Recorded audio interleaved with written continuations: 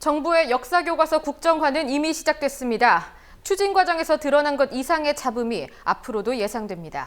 조금 전에는 대표 집필진인 최몽룡 서울대 명예교수가 자진 사퇴했습니다. 취재기자와 좀 더 상세하게 알아보겠습니다. 박다솔 기자, 최 교수가 완전히 집필에서 손을 뗀 겁니까? 예, 그렇습니다.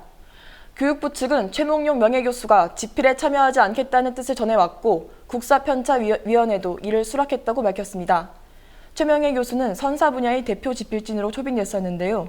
국사편찬위가 집필진을 공개한 지난 4일 최 교수의 집으로 취재를 하러 온 기자를 성희롱했다는 보도가 나오면서 결국 자진 사퇴했습니다.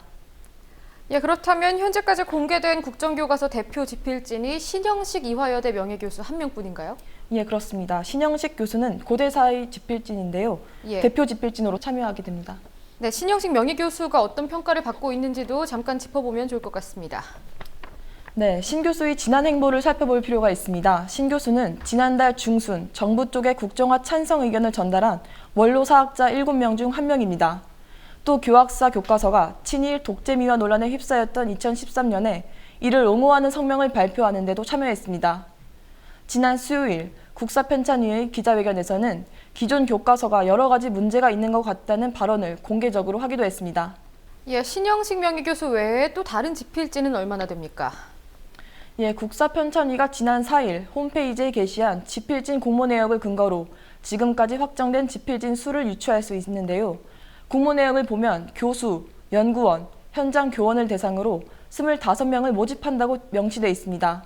정부가 역사교과서 국정화를 공식화한 게 지난달 12일입니다. 그러니까 한 달이 가까운 기간 동안 정부가 직접 섭외한 집필자는 10여 명에 불과했다는 의미입니다. 예, 방금 보신 화면, 지금 나오고 있는 화면처럼 11명, 불과 11명밖에 섭외되지 않았는데 지금 현재로서는 원래 일정대로 진행될 수 있을지도 좀 의문이에요. 예, 국사편찬위 관계자는 아직 집필진 공모가 남아있기 때문에 무리 없이 진행될 수 있다고 밝혔습니다. 국사편찬위는 늦어도 이번 달 20일까지 36명 안팎의 규모로 집필진을 구성하고 이번 달 말부터 약 1년 동안 집필 작업을 진행할 계획입니다.